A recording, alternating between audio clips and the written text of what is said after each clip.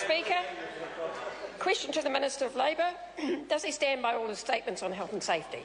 Mr. Speaker. Honourable Simon Bridges. Pretty much, yes. Supplementary question, Darien Fenton. Why did the Minister say publicly in relation to forest safety, quote, the government has taken steps to address the issues which are having an impact, close quote, when he's failed miserably to adequately staff their health and safety inspectorate? Mr. Honourable Speaker, Simon Bridges. because it's true, because we've got an improved code of practice that's bedding in, because we've got a strong enforcement approach that we've started where every logging contract operation in the country is being visited, and there are investigations with the possibility of prosecutions being undertaken as we speak. Great answer. The stalking horse! Supplementary question, Honourable Shane Jones. To the Minister. When he publicly stated recently that he didn't care and that Labor should get a life, was it his intention to tell Marianne Butler Finlay, widow of the most recent forestry victim, mother of twins, to also get a life? But, Mr. Speaker, those comments were in relation. Honourable Simon Bridges.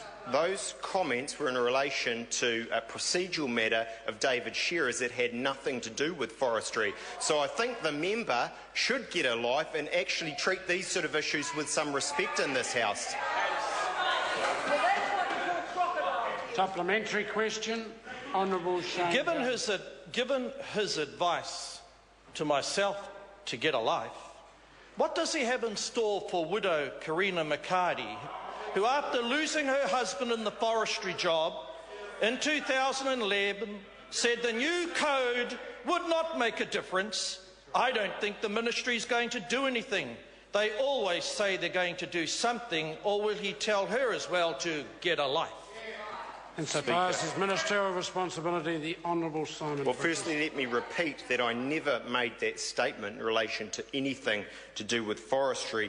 Let me also make very clear that we have a series of initiatives going on, much more, in fact, than Labor did in its 9 years. I've already made very clear about the code. I've already made clear that we are beefing up the health and safety system with an additional $30 million starting from the end of this year per annum. And I've also made it clear that we are literally going to every single forestry operation in this country at the moment, and in some cases stopping work, in some cases looking to prosecute.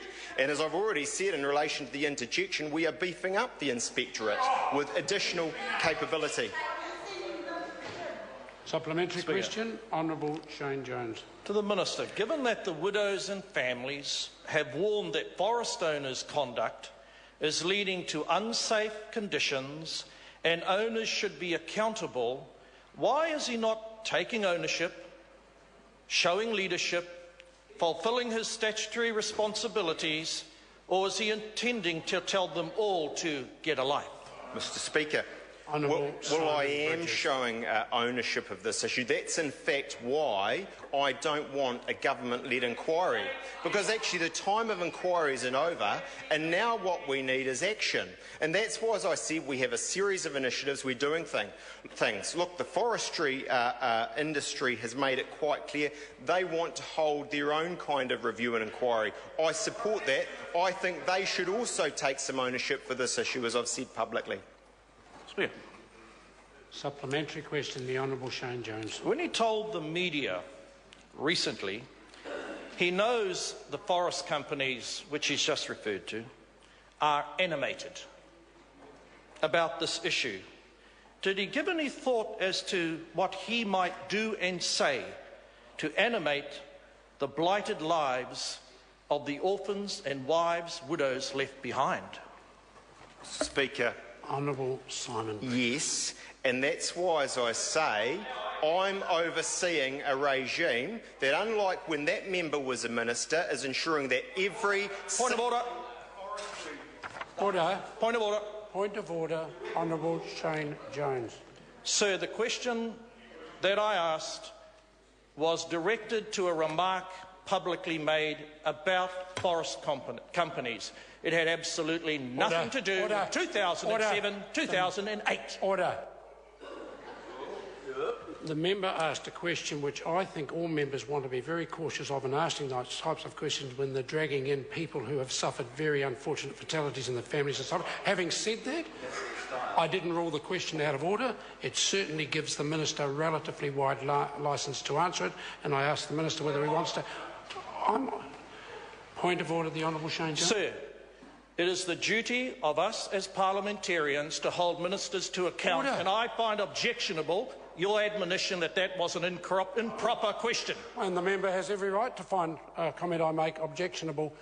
I've allowed the Minister, if he has further comments to make on that. Point of order. Right, Honourable. Speaker, he's not just got every right to raise that objection, because you don't know whether or not he sought permission to raise it or not, and you had no right to say what you did, and I think you should actually apologise to him. Order.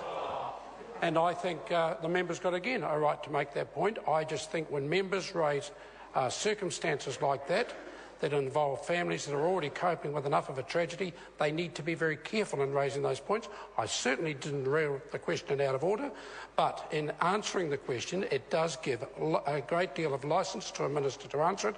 He was using that. The member then rose to his feet, taking a point of order to say the answer wasn't satisfactory to him. I don't agree with that. Question number 9, Shane.